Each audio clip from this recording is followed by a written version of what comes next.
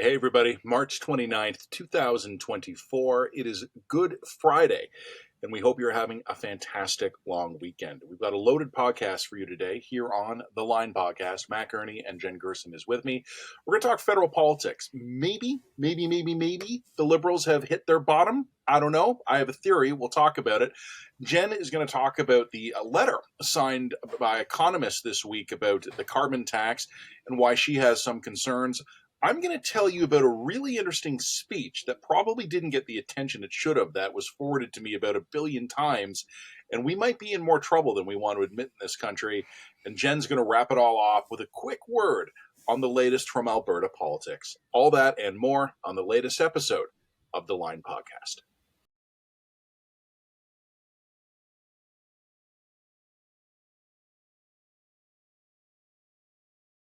Well, Jen, we have a lot to get into very substantively, but I couldn't help but notice right away how wonderful you look today. And you laughed when I pointed that out because you decided to gussy up a bit for the viewers. Yes, indeed, Matt. I decided to A, get a haircut for the first time in a year, B, put a brush through my hair, and Wow. actually C, also to put on a small amount of makeup. Why?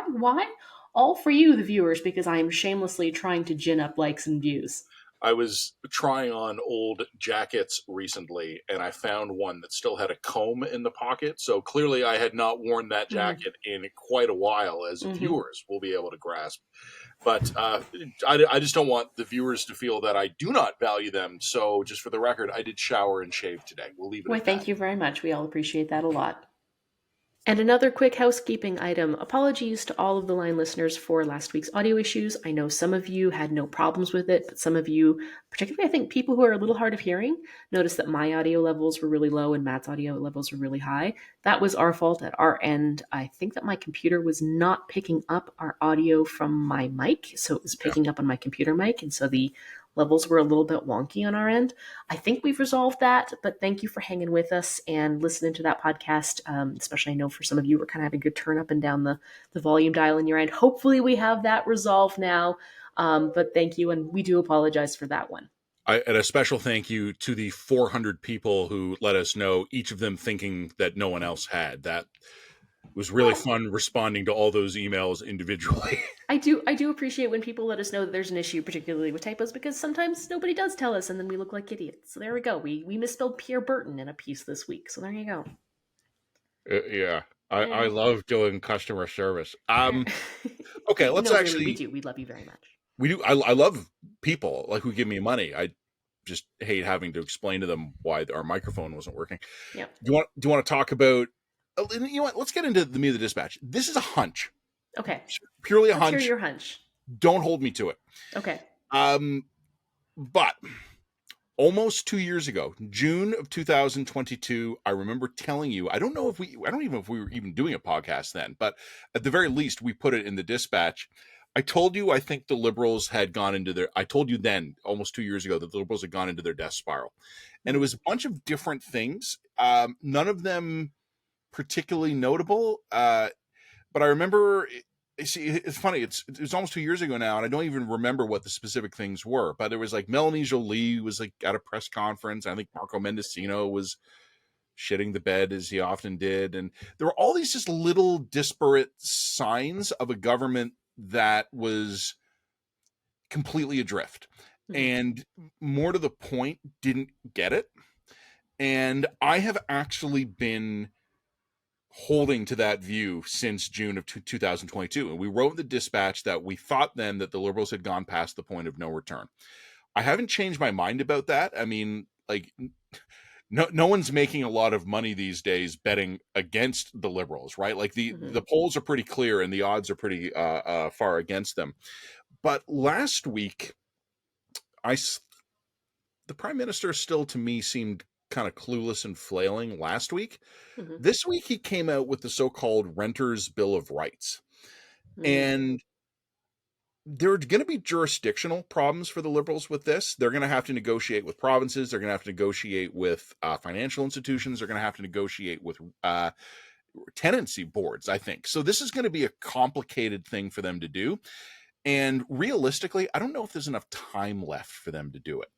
Well, not only that, but this is so far out of federal Yeah, jurisdiction, it's kind of a bad joke. This is municipal and provincial provincial jurisdiction jurisdiction. tops. And I think the feds could probably. One of the interesting ideas was that rent payment should count towards your credit score, and that's financial institutions, so the feds can Okay, probably have some sure. leverage there.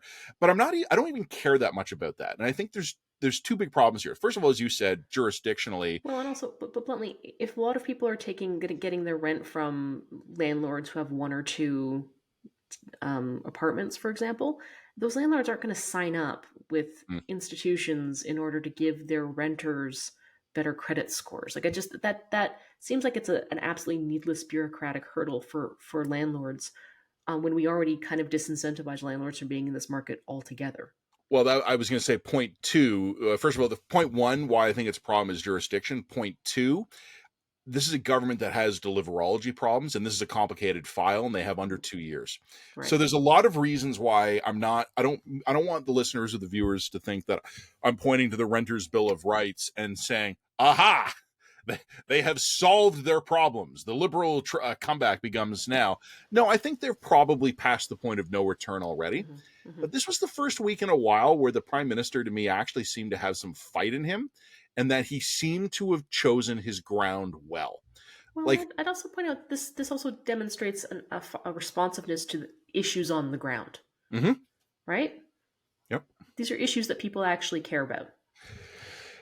I, even like right through the summer, the prime minister going, "Hey, let's be blunt. Housing is not a federal responsibility," which is true, but also stupid to say.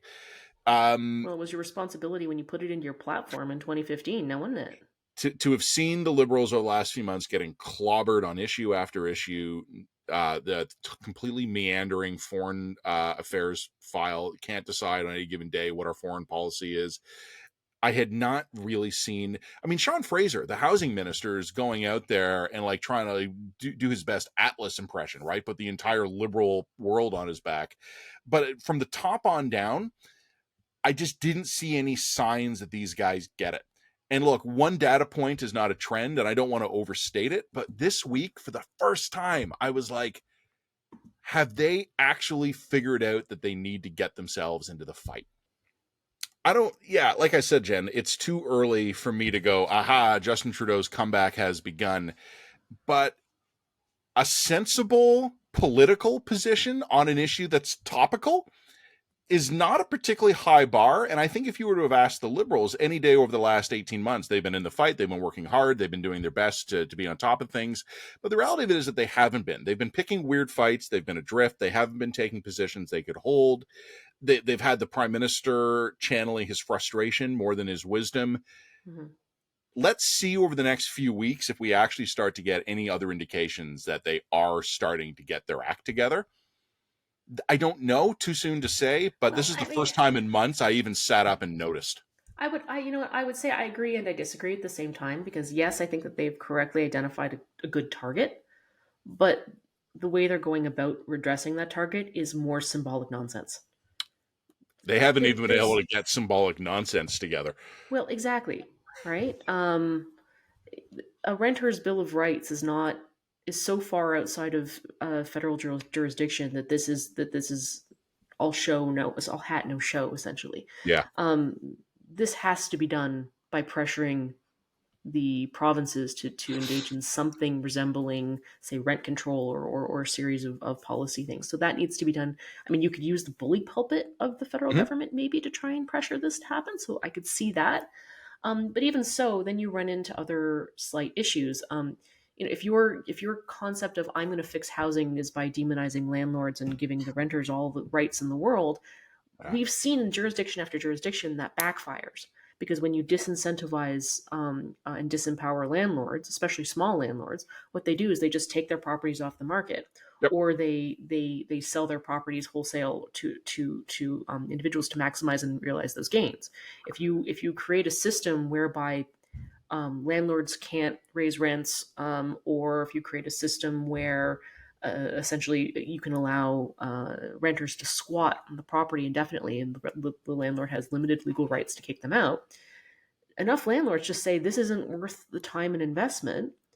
and they just bail out of the system, and they vacate the system to sort of institutional or high or corporate level landlords, where you have, generally speaking, oftentimes really low quality rental properties put on the market. So I'm not saying that there isn't a balance. There's always a balance between renters' rights and landlords' rights and property owners' rights. But if you don't balance those things correctly, and if you go for the populist move of all renters' rights, all renters' rights, all renters' rights, the inevitable backlash to that is usually poorer quality rentals and fewer options on the market, which raises prices even more. There's a comment, and I'm fully aware of the irony here. Talking about my secondary residence while we're talking about a housing crisis, I know is not the most in touch thing I've ever done, but driving up to my cottage, there is a highway intersection, kind of two country highways that kind of meet at right angles. And there's just stop signs. Like, so you go 80 kilometers, then you stop, you look around, and if it's safe, you keep going. And someone, I don't know who it was, someone had put up a massive sign, like one of the things where you can get like with a steel sign and the reflective letters you can get at Home Depot or something. Mm-hmm. And it was an apology note to the residents of like Maple Lane or whatever it was. Sorry, needed 2 years to kick that deadbeat out. And I just thought, wow, like that, like someone went to the effort to apologize to his neighbors en masse for a bad tenant he couldn't get rid of. And to your broader point, you're bang on, because if anyone who's renting or subletting a property, or even trying to have like an investment property that is a full-time rent out, the rent has to cover the costs plus the bullshit. Yep. And that's leave a profit margin. And even in theory, if we structure it economically so that the revenue is covering the cost, but if it ain't covering the profit margin and the bullshit, people just won't do it. You're bang on. People don't do it, or they just don't see the return's not there for them. And also remember that, not to get into arcane things, but if you have any significant amount of capital and you're realizing like a less than a 10% return on that capital, you'll just go put it somewhere else where you're getting a better return. Somewhere else. You just go put it in the stock market. You'll just go put that money in other things. Oh no, so that's not like, Jen, you're bang on. I mean, I've spoken with Mike Moffitt about that, right? Like the return on custom rental housing in Canada has been terrible, to the extent where capital has flown either to things wildly outside housing, like just go invest in in crypto or something else, or REITs or things like that, making condos and flipping them, because that was the better return on capital investment. Yeah, and again, the market for the condos was oftentimes going to small investors who could afford to buy one extra condo and then try and pay the mortgage on that condo through rentals. Through renting. But the problem is that a lot of those guys, for example, and I'm not saying pity the poor, Brad Lamb style condo flipper. I'm not saying that.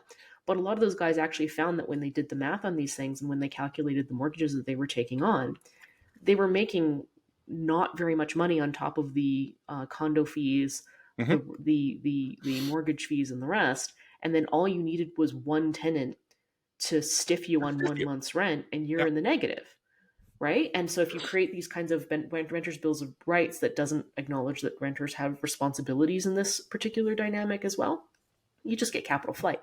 Anyway, like we don't want to get into necessarily the nitty gritty of that, but the point is just saying, I think that they've correctly identified the target. I'm not sure this is the correct answer for the issue.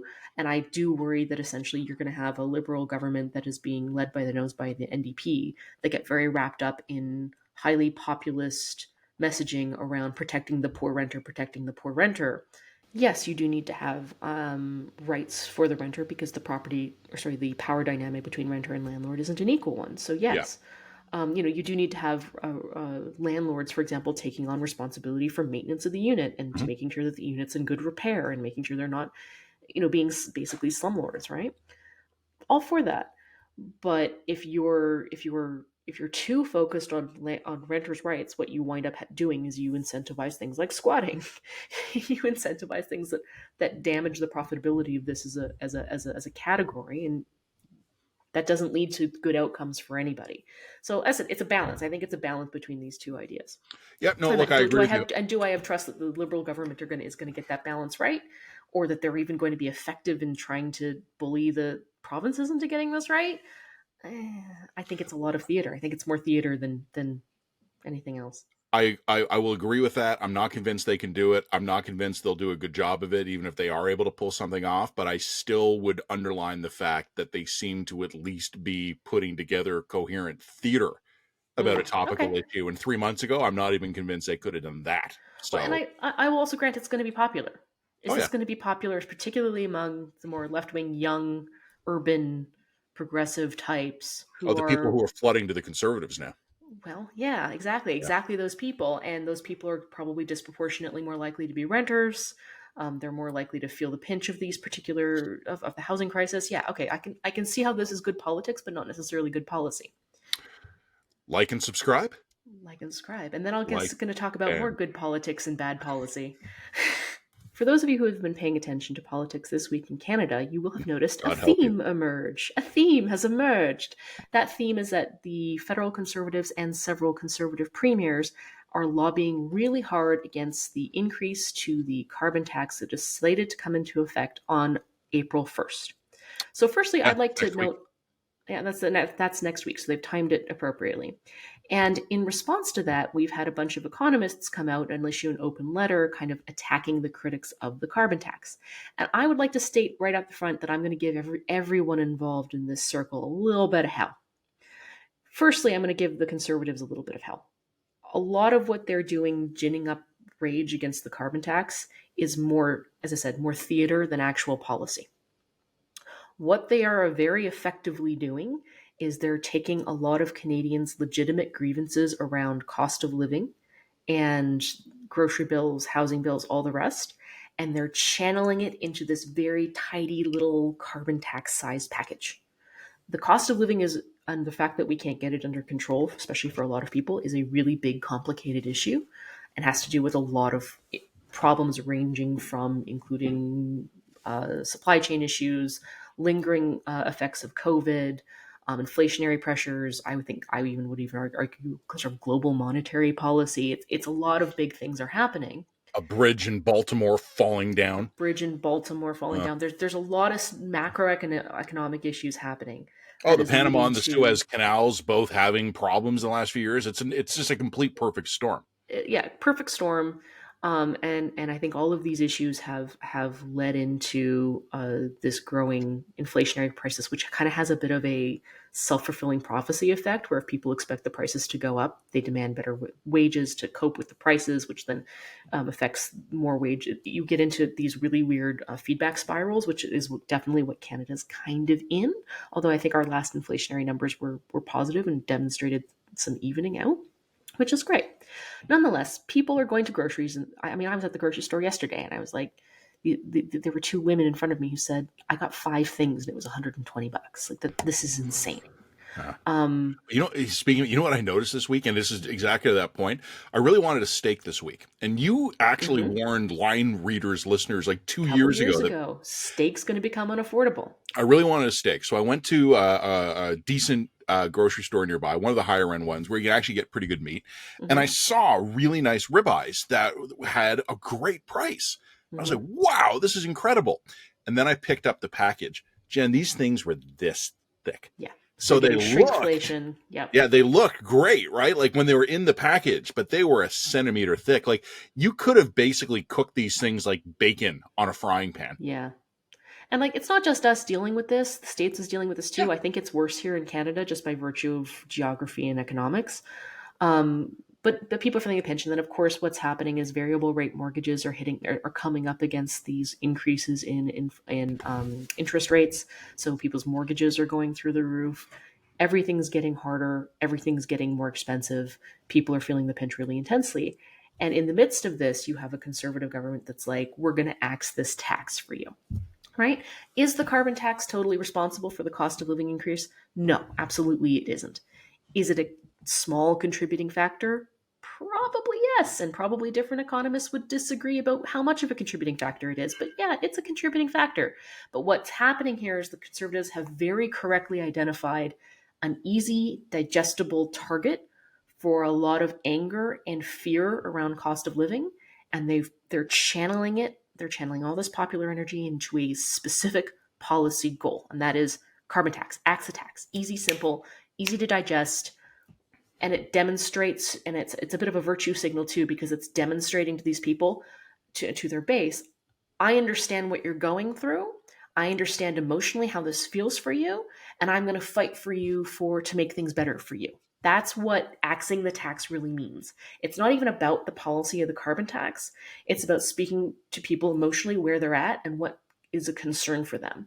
And so when you have conservative premiers testifying in Parliament, for example, saying things like, as Daniel Smith said, this is immoral. People are struggling. You can't raise taxes on people in the midst of their struggling. That's what they're speaking to. They're speaking to that deep emotion, right? It's really, really, really smart politics. And I think anyone who can't acknowledge that going after the carbon tax is smart politics is kind of kidding themselves, right? I saw. You know what? Finish the thought. You go ahead. Smart politics. Is it good policy? Well, that's where things get a little bit messy. Because if you were to totally axe the carbon tax 100%, how much improvement would we see in our quality of life? How much downward slope would we see in our cost of living expenses? Honestly, probably not a ton. But when you have If any. liberals you'd see some, but probably not as much as you'd think.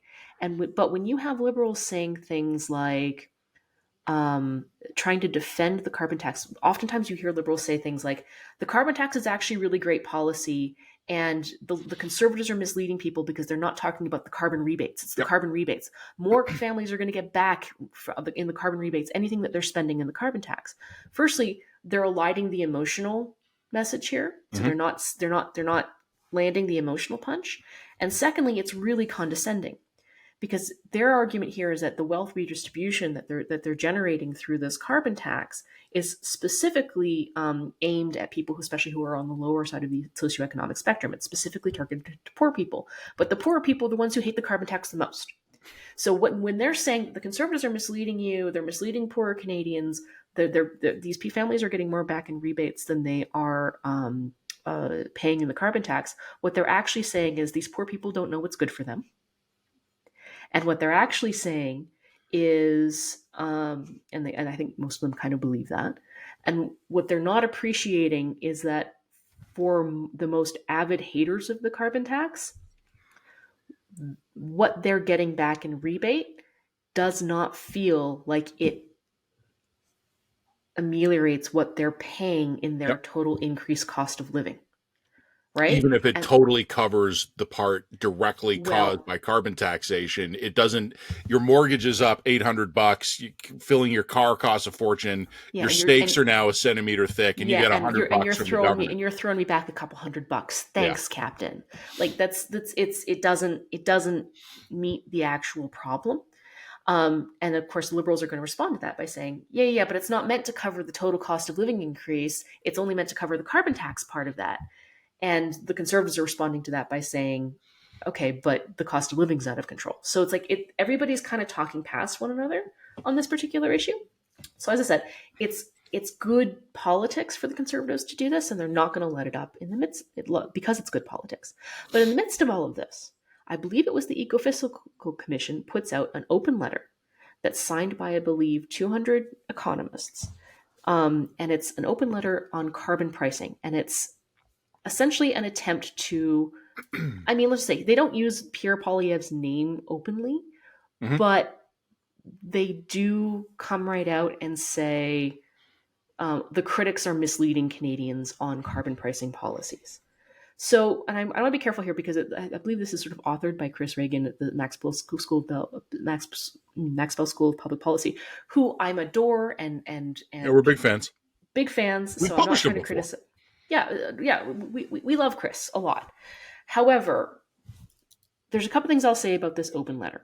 One, I think that if the people signing this open letter fail to acknowledge that it is fundamentally partisan, that they're being naive.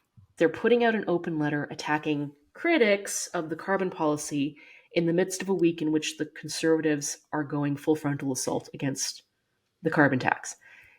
If you think that that's not going to be perceived as a partisan broadside, you're not coming into this with enough political savvy. So I kind of made this point on Twitter, and I got a lot of apparently bad feedback, which usually is a sign that I'm on to a good column or podcast topic. So I usually take that as as having a good nose. Jen But stoking controversy on Twitter? No.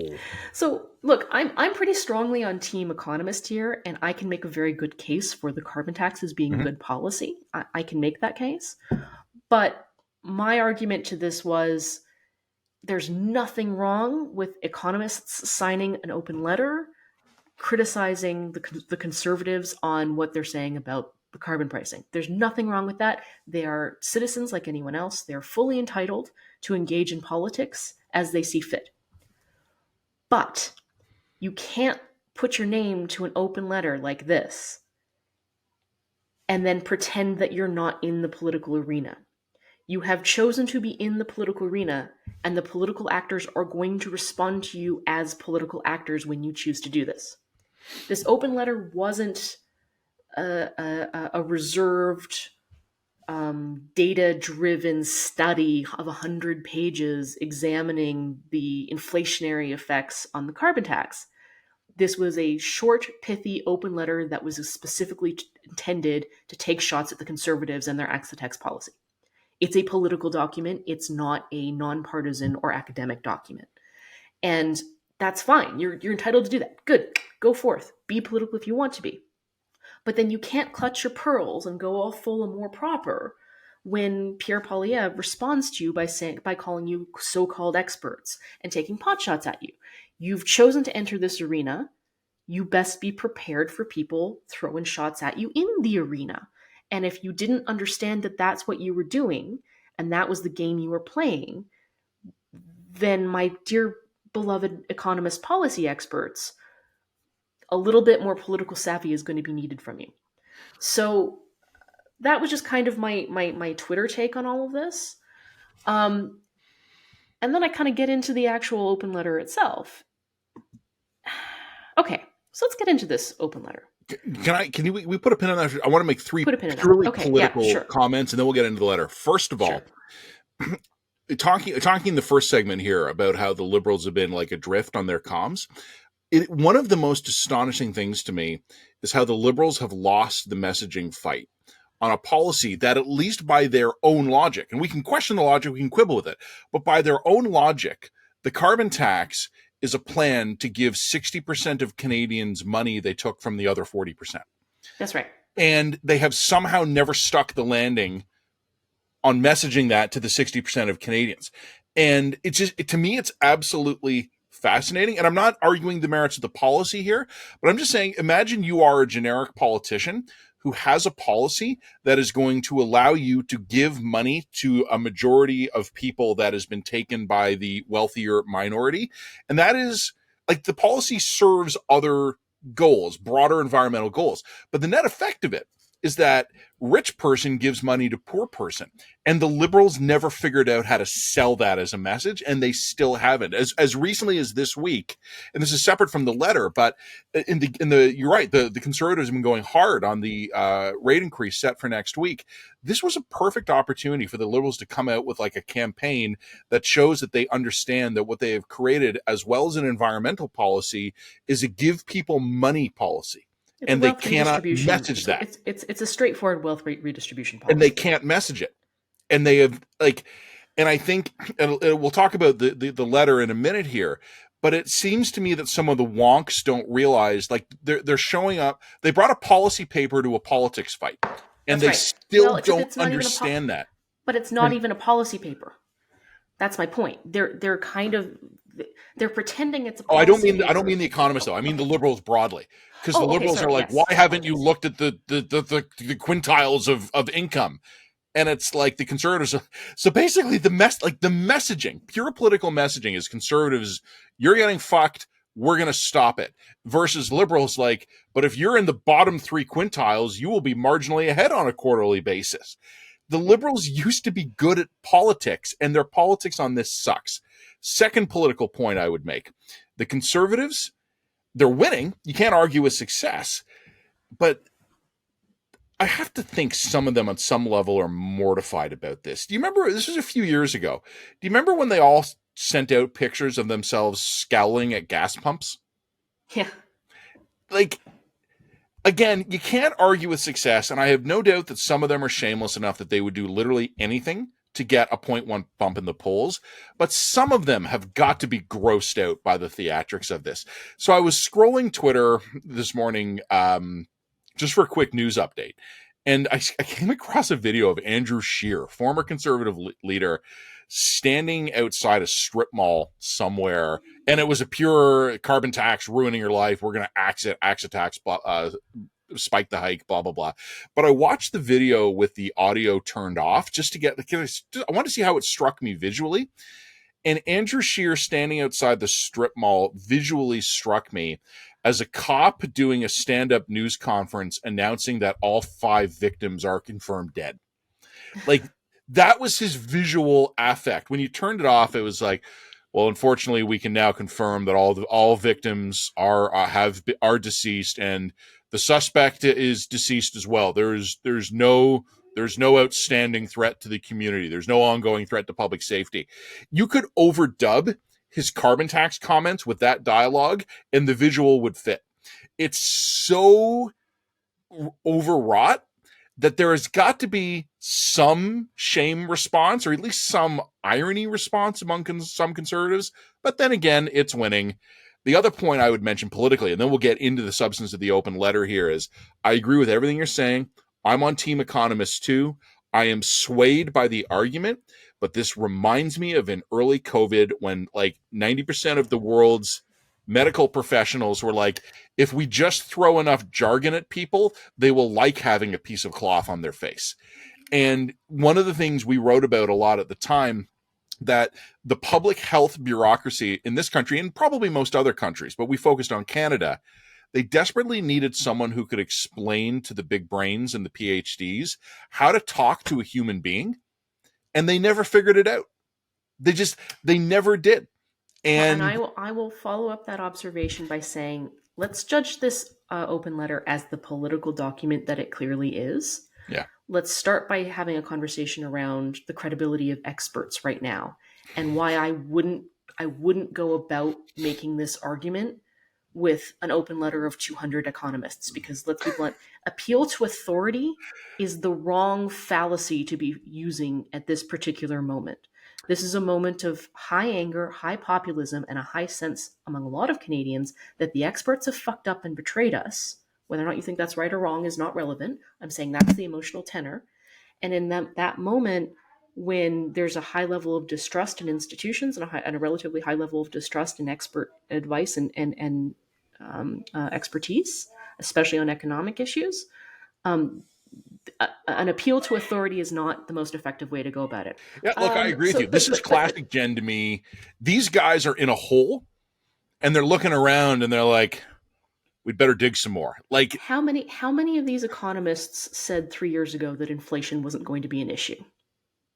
Oh, I have no idea. I haven't even looked at the signatories, but I do think... But if I were to go through that list, how many of these people would I be able to find tweets or papers insisting that inflation was a short-term supply related issue and would be easing in short order? How many of these people are going to claim that monetary policy is not a factor in inflationary issues right now?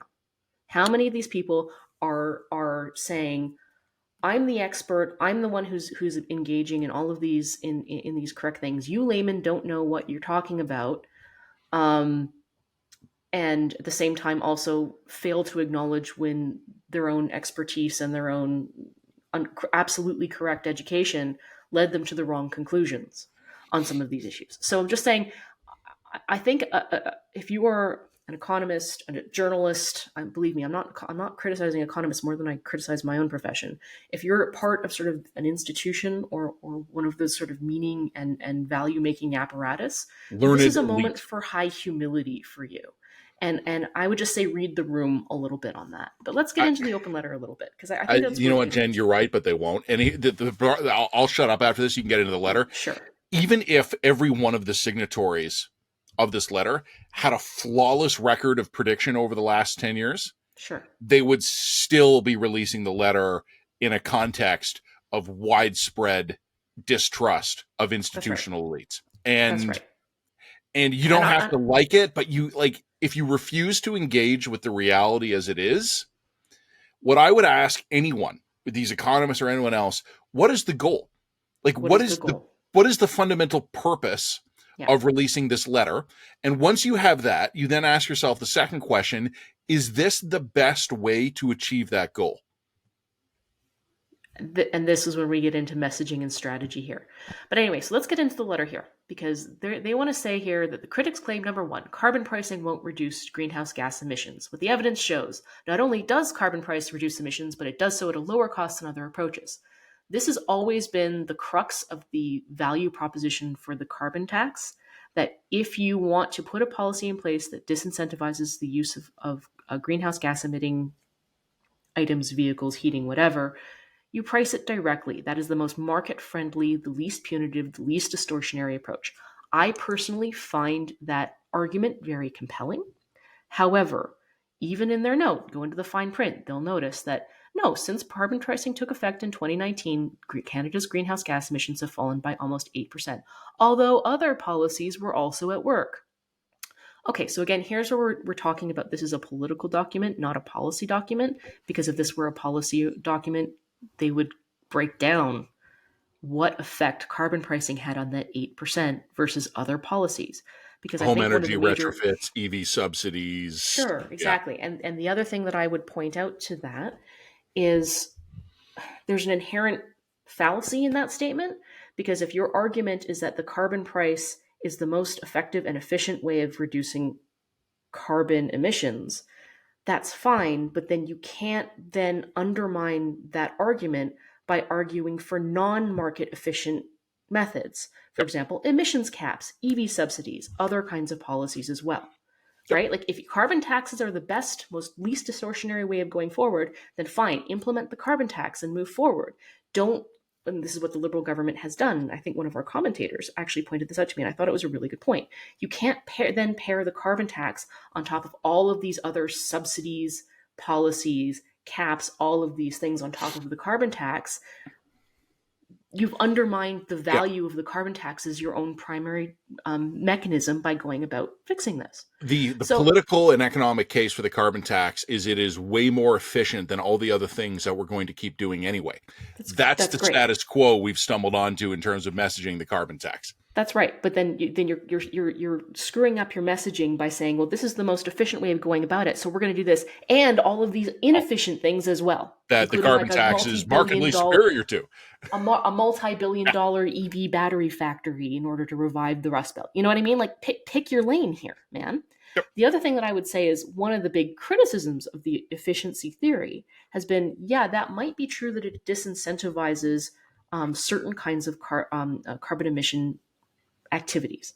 However, in a country like Canada, there's also going to be greenhouse gas emitting activities that are unavoidable and inelastic. Home heating. You can only do so much in -40. Yeah, maybe in the long term you might be incentivizing more things like heat pumps, I guess, that only work up until -20. Or you might be incentivizing more things like wind power. Okay, great, but in -40, let me tell you, that doesn't work great either. We have a really brutal climate. And the reality is it's not, given the way that our cities have been built and structured, it just isn't that easy to make the kinds of transitions that would radically decrease your carbon prices, at least in the medium and short term. So the end result is you've just made things more expensive to do things that people can't to engage in behaviors that people can't really easily or effectively change.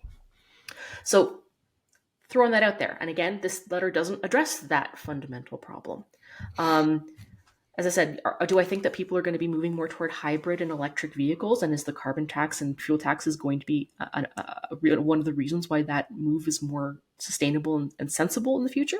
Yes, I suspect that's true. Also, what's going to happen is two things. The technology is going to radically improve in a lot of that stuff. And standards emission in California, which are going to have a sort of a dictating effect on the rest of North America, will change what Canadians can really get access to. So yeah, this change is going to come, and the carbon tax is going to be part of that.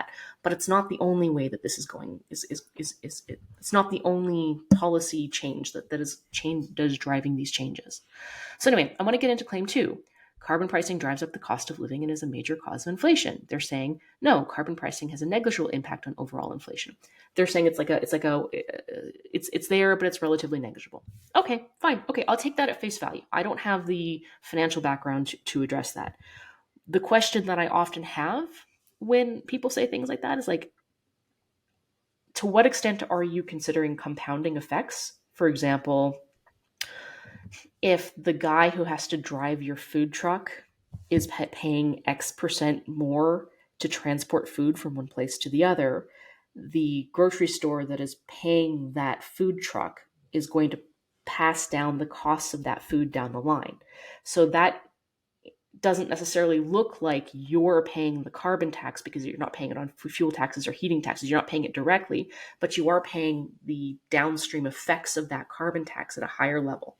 And one of the questions I have when I read this letter, and actually I've put in a request to the CRA about this exact question, they say in this letter, a central feature of the carbon price is that approximately 90% of the revenues generated are rebated back to households. There's no source or citation for that claim. I've actually gone to the CRA to ask for that because I want to know, does that 90% take into effect those upstream costs? So yeah, okay, maybe you're getting 90% of the amount of money that the CRA is taking in on the tax, 90% of revenues on direct costs like fuel, heating, these sorts of things. But is it taking into account the upstream effects of that truck driver who now has to pay X amount more money to get your oranges here from California, right? That's a question I don't have the answer to. I'm actually pursuing the answer to that question, but there's no source here, so I can't challenge it. Claim 3, it makes little sense to have both a carbon price and rebates. Here's where we get into the fundamental issue with the fact that the carbon tax is a wealth redistribution problem. And essentially there's a mixed messaging problem. Is this a wealth redistribution problem, or is this about incentivizing and disincentivizing greenhouse gas emissions? Their response to that is, the price and rebate approach provides an incentive to reduce carbon emissions while maintaining most households' overall purchasing power due to the rebate. Again, I agree with that, but it does present a mixed messaging problem, right? If the purpose of the carbon tax is solely to reduce greenhouse gas emissions, then nobody should be getting this money back. Ramp that fucker as high as the market can bear. Yeah, exactly. You literally should be making this what the market will bear and move on. And I think that's legitimate. Claim 4, carbon pricing harms Canadian business competitiveness.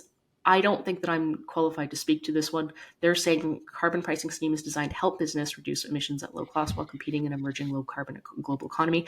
I think that if you don't have, and I think this is a criticism that is well placed at the Conservatives' feet, if you don't have some kind of greenhouse gas reducing emissions policy in the global market today, you are going to get penalized in the market. The market is clearly moving more and more toward more sustainable investments, more sustainable capital expenditure, and they are going to, especially if our main competitor in the U.S. is engaging in a certain type of pricing scheme, if we can't maintain about even with them, we are going to get penalized in trade deals and the rest. I think that's correct. Claim 5, carbon pricing isn't necessary. What the evidence show, here the critics are right. Canada could abandon a carbon pricing and still hit our climate targets by using other types of regulations and subsidies, but it would be much more costly to do so. Agree. Then why are we doing carbon pricing and other types of regulations and subsidies, right?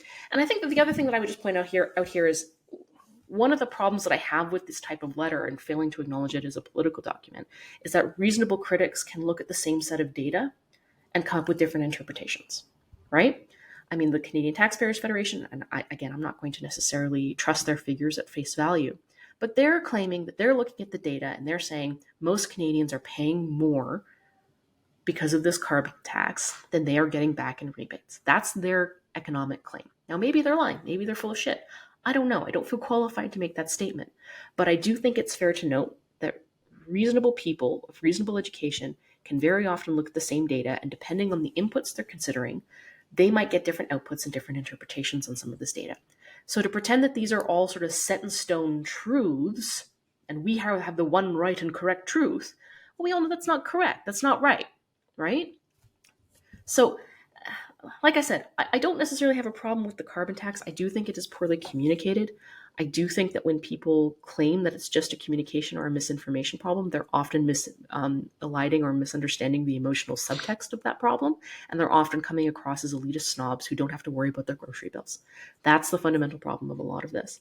And the other thing too is I do think that when you look at open letters like this, you give the impression of not taking good faith and reasonable criticism of some of these policies seriously, and that doesn't add to your credibility. I think that undermines your credibility because it's at odds with what ordinary people's lived experiences are on some of these issues. So take it or leave it. If the economists were to come to me and say we want to do some kind of policy to correct the record on the carbon pricing, and they were to say what's the best way to do this, this wouldn't be the approach that I would personally have recommended for them. Yeah. And I also would have said, you know, I think you're being a bit naive to pretend that this isn't a political issue. And if you engage in a political issue, you're going to have to accept that you're engaging in politics. I mean, you made this comment before we were on the record, is that this reminded you a little bit of the COVID doctors who tried to say, well, this is all science. This is all science is pure. Science has no agenda. We are all correct. There's total consensus on all of these issues and all of these non-pharmaceutical interventions, et cetera, et cetera. And, we are the priestly caste who knows how to interpret this data, unlike you, poor peon non-experts who can't possibly be trusted with an understanding of the world around you. And then, of course, how many of those doctors then wound up running for the NDP or running for school board 5 minutes later, right? Yeah. It's Not all of them, but more than a few.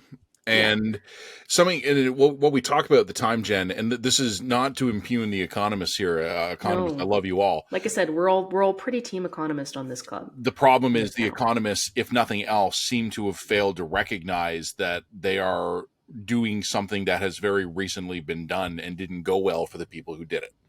Right. And I remember you and I talk about this a lot of the time. We talked about it during the pandemic. One of the things that was very interesting was that a lot of the medical professionals who broadly, I accept their view of the pandemic and what they were saying. First of all, they too did not understand that they were stepping into a highly contentious, combative arena. They seem to have this belief, and I wish the world worked this way, that scientific accuracy and truth was an impenetrable deflector shield. And also an unstoppable cudgel. I show up and I'm an expert, and therefore I don't have to argue my position. I simply announce it. But that's and the same they were shocked it didn't authority work. Fallacy. But that's the same appeal to authority fallacy. And it's also, to me, it's a misuse of science. Because, as I said, differing people from differing perspectives can take the same data in good faith and come to different conclusions about that data. You can't separate your own perspective and bias out of the process of interpretation. Right? To finish the point I was going for there. Sorry. What then happened, though, for a lot of these people as the pandemic ended, many of the people who had established high profiles were relieved and went back to their jobs. They're operating family medical clinics. They're working in hospitals. They're back in their research labs. But what you and I talked about at the time was that a bunch of them, they had gotten the advocacy bug. Yeah. They had gotten addicted to having a tweet that went viral. They were addicted to the CBC or CTV news calling to get them on the TV that night. And they started to pivot to other things. And some of them couldn't let it go. And some of it became status of the healthcare system. Some of it became poverty issues. Some of it became advocacy for marginalized communities. And I'm not criticizing any of these people on the merits here, but I think it was inescapable for the people who'd been watching them to start from the position of, I have no political agenda. I'm here to advocate this specific position because it's an emergency. 2 years later, these people are experts on poverty, on the Middle East, on domestic violence, climate change. And to my economist friends, because I suspect more than a few signatories on the letter are gonna end up hearing this, I don't disagree with what you guys did, and I understand the professional and moral obligation you feel to do it. But I would ask you guys again, what was your goal? What was the best way to achieve that goal? I would even require a little bit more questioning here on a lot of this stuff, because the second you're an advocate for something, you're prioritizing an outcome over the pursuit of truth and knowledge. And this is the fundamental conflict that I think a lot of people in institutional positions of power and authority fundamentally have to face. There is no one right way to interpret some of this data. There is no one right truth to some of these things. Some of these things are simply open to debate and interpretation. The world's complicated. It's messy. Economics is complicated and messy. COVID was messy, complicated and messy. Two smart, good faith people of equal education can look at the same set of data and disagree. That's the nature of science. That's also the nature of peer review. But if you're going into this pretending that that's not the case, and then trying to impose the correct view upon this stupid, uneducated plebeians from a top-down position, fine, okay, but then don't clutch your pearls and be surprised when they tell you to fuck off. Because that's not how knowledge, truth, and meaning are actually generated in society anymore, now especially. So you have to operate with things as they are. So yeah, I think, I mean, I don't think I disagree with that. I think I would phrase it a little bit differently, but I think fundamentally, again, what is your objective? How do you pursue it? And I think the way you persuade a mass market audience of voters and information consumers, whether it's conventional news media or social media consumers or whatever, is probably not the thing you would release before the upcoming convention of the Economic Society. And I think there is a lack of understanding, and something you and I have commented on as well, as journalists, as commentators, as broadcasters, whatever people want to call us. You and I have observed the media environment in which we operate has changed. And we have written many times to our colleagues, you have to alter your behavior because the context we operate in is changing. And the same old thing is going to either have diminishing returns or will become counterproductive. Well, and we've had this conversation with our colleagues, and I think it's a perfect parallel, because how many times have journalists have engaged? I mean, to some extent, we've engaged in these kinds of gotcha kinds of questions that have served us as a profession for a really long time, and we're so part of how we thought about how we did our jobs that we didn't think twice about them. It was just part of the game. And Pierre Poilievre switched the tables on us as a profession by trying to attack the journalists back, and the journalists collectively responded by like, oh, "I am more proper. You have offended me," right? And without realizing that we're not popular, people don't trust us. I mean, the trust rates for journalism are absurdly low. We're down with the used car salesman. Yeah, we're down with the used car salesman. And Pierre Poilievre is incredibly popular and getting a hell of a lot of traction by offending the norms of institutional protection that we have come to rely upon to protect ourselves from accountability. He's going to eat a 200 signatory letter from economists for breakfast. And he's going to turn it into fundraising fodder, and he's going to turn it into his, look, these are the same assholes who were wrong about the inflationary crisis are now saying I was right. And I was right. And he's going to win on this. You've effectively given him the cudgel that he will use to beat you with it.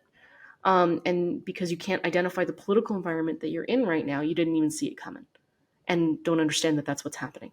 And I think that I said, I try to avoid making value judgments, but the right or wrongness of this, I liked the world before.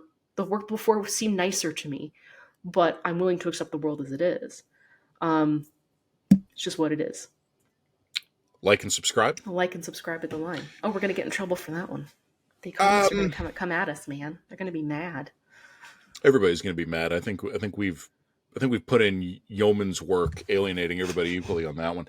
So we've been going on for a while. There's a point I want to make, and it's an important point, but I don't think I need to belabor making it. I think I can make this point pretty quickly. Earlier this week, and again, we're recording this on Good Friday, March 29th. So anyone who listens to this over the long weekend, first of all, we love you. We hope you're having a great long weekend. Happy Easter. Secondly, it's just the date references to the week before Friday, the 29th. Carolyn Rogers, senior deputy governor at the Bank of Canada, was in Halifax at a I don't know what the hell it was, some summit, convention, whatever.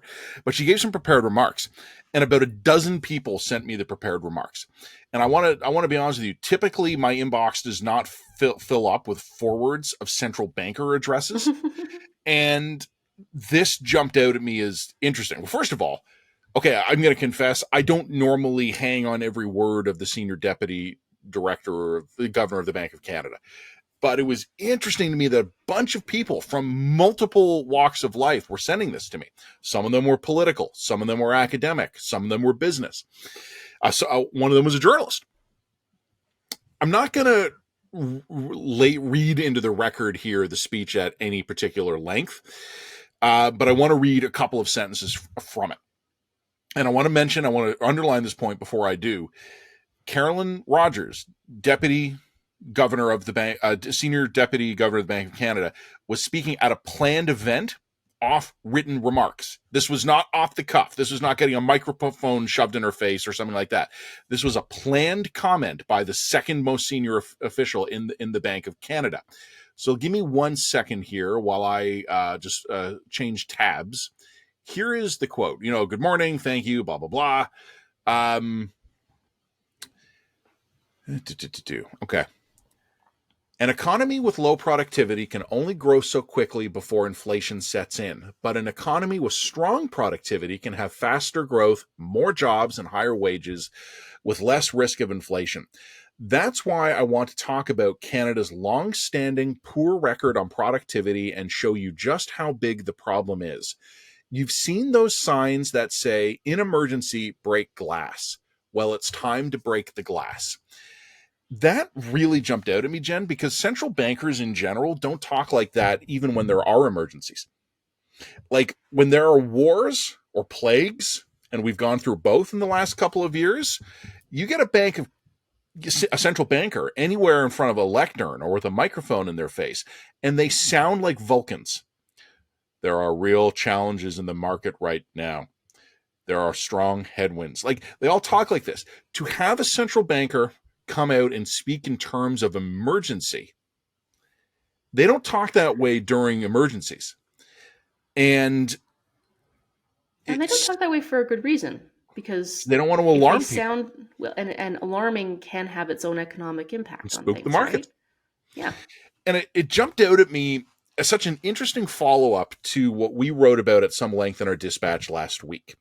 And I had mentioned it on our podcast as well, where there's this RCMP report that was circulating, and we covered this last week, where in a strategic analysis intended for internal government consumption, RCMP threat assessments were provided to the federal government of the challenges that Canada faces, and that heavily redacted version of that document was released. And one of the things that was cited in that RCMP document that was released, and it was picked up and it was discussed widely in the media. The CBC had it first. The National Post had it later. They applied, respectively, a very CBC and National Post filter to how the document was portrayed. But they both glommed onto the same thing, which is that this RCMP report was stating as a fact that Canadian standard of living is declining, and that there will be social and political upheaval because of that. Mm-hmm. And this is the sort of thing, when you and I say it here, we are dismissed as grandstanding right-wing hacks who are just saying that to sell subscriptions. And for the record, Jen and I reject that characterization, but we still do want to sell. We do want to sell subscriptions. Yeah. That's not incorrect. We reject most of that characterization. But we are self-aware enough to know full well how we are perceived by a segment of the Canadian public. And that's fine. We got to do the work anyway. But you can dismiss myself or Jen or our contributors when we talk about these issues. But when the RCMP comes out and starts saying that the decline in Canadian standard of living is a national security and public safety issue, that's a lot harder to dismiss than me in Toronto and you in Calgary, just opining, making talk. In much the same way, one of the things we talked about in the dispatch last week is how the response to anyone who talks about declining Canadian standard of living is to pull up some very hyper-specific economic stat. And Tyler Meredith made me laugh because he has a sneaky but subtle sense of humor, and he immediately replied to my comment on this with the most hyper-niche economic stat you could think of. And most people didn't understand that he was joking, but I did, and I laughed. But there is an entire cadre of people out there who will go, what do you mean Canadian standard of living is declining? I've never had it better. And then they go out and they say there's this listicle that, like, I joked in the dispatch, like, according to like worldlisticle.org, having surveyed 23 Singaporean high school students, Canada's brand is great. And therefore, how could Canadian standard of living be declining when 20 some odd high school students in Singapore rated our national brand very highly? We know how this works. The RCMP warning us in our dispatch last week that our standard of living is declining. The senior deputy governor of the Bank of Canada warning us that our productivity and our fiscal competitiveness is in a state of emergency. You can dismiss you and me, Jen. It's a lot harder to dismiss these guys. It is, but also, what does she propose that we do about it? You know what? I will. In the speech, it's interesting. There are some talks about, what it doesn't make a lot of proposals. And I do think the bank needs to kind of be careful about that because it has to remain non-political. I think saying that we are in an emergency is itself an enormous step beyond their normal their normal willingness to comment on this. So in the written dispatch, I will include some choice segments here. I don't want to bog down the podcast. We've already been talking over an hour. Yeah, I don't want to read a bunch especially of it. About economics. Nobody wants to listen about economics. But I'll grab some choice cuts. But this is 2 weeks in a row where non-conventional non-political commentators, the federal police force and the Bank of Canada are both warning us about the same thing. Are we paying attention yet or not? Apparently no. I think. Anyway. You know the joke, right? Any headline, the old media joke is any question that ends with any headline that ends with a question mark, the answer is no. Any rhetorical question, are we paying attention? The answer is no. On that note, like and subscribe to Line because you want to keep us horrible right-wing water-carrying subscription-selling hacks able to pay for their mortgages, which are about to go up. So if you can, please consider throwing us some dollars. www.readtheline.ca. Not only will you get access to this wonderful podcast, you'll, as a paid subscriber, get access to our written dispatch, which honestly is probably where our primo stuff goes, but also regular columns from Matt and me, and from a whole host of really interesting contributors. We would love to have you a part of our community. So then I will take the chart showing our climbing revenue, and I will use it to disprove this theory that anything is wrong in this country. Perfect. I'm sorry, there couldn't possibly be a problem in this country. We sold subscriptions last week. Matt, can I talk about Alberta politics for just 5 minutes? If you must. If I must. So, very interesting thing. I don't know if you have been following, if you were here.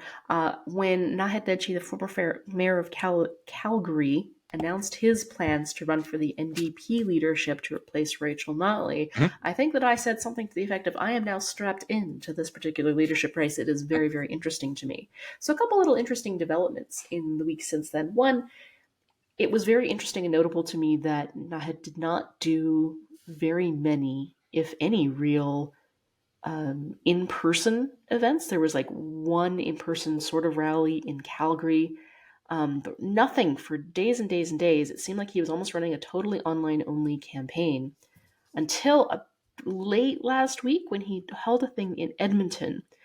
Looked like 800 people showed up. So yeah, it was a big room. I saw the pictures. He's filling rooms. So to me, this tells me that he's transitioned over into frontrunner category. Then didn't one of his main challengers drop out this week? Yeah, Raki Patchouli was one of I think third place, wasn't likely to win, but she just looked at the numbers, said something to the effect of the number of memberships has doubled since she entered the race. I can't compete, and I think she took a campaign co-chair job with Nenshi himself while endorsing him. Okay. So she's just read the room, looked at the numbers, and was just like, it's done dinner, at least for me. And the fact that she backed Nenshi as opposed to one of his competitors tells me that the numbers are just overwhelming. When I go over to his website, he's got actually a very, very smart public endorsement page where you can choose to publicly offer a video or a link to an endorsement to him. And then he posts all those. He's claiming he's got like 6,000 of these endorsements. Should we do that? That's not a bad idea, actually. Should we just ask our fans to send us videos? To send us a public endorsement, endorse the line. Yeah. Anyway, I'm no, what was sorry, I interesting? get silly ideas sometimes. It was for politically, it was a really smart idea, really, really, really smart idea to do. So he claimed he had about 6,000 of these things. Now the question is, does that mean he had 6,000 memberships, twice as many memberships, or half as many memberships? Right? It's an interesting question. I don't know what the answer to that question is, but it does indicate significant support. That's a significant number of endorsements publicly. So I don't know if the game's over or not at this point. But if he's single-handedly doubled the NDP membership in his first week of campaigning, that would indicate to me it's more or less game over at that point. He can probably win on the first ballot, and there's no more here. But what I do think is interesting was when you looked at the room that he had filled in Edmonton, old room, and also bluntly very white room, which means sort of the remnants of Alberta Liberal, Alberta NDP, that kind of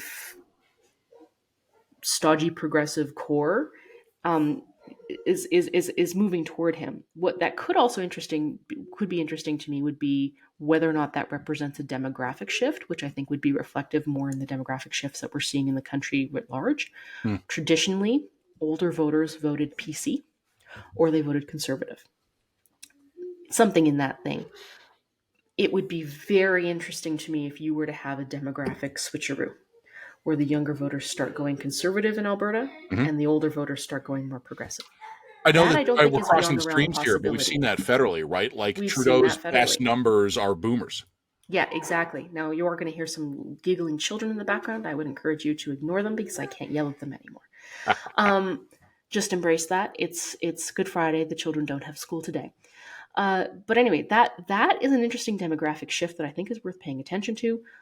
We still haven't had a leadership debate. I do plan on attending that when it happens. But we all know leadership races are membership drives. So if he's sold the memberships, it's probably done. Then that brings us to a question of whether or not he can win against Danielle. And I think that is a more complicated question than either other NDP or Nahid himself has necessarily delved into. But anyway, I just thought that was an interesting update from the Alberta campaign trail. If that interests you at all, take it or leave it as you will. So you had been hoping to interview him for the podcast, but then I mocked his Persian Gulf War analogy. Yeah. Did that kill the podcast thing? I don't know. I just never heard back. Anyway, we had our first on. You know what that is, podcast. Jen? That's the mother of all ghostings.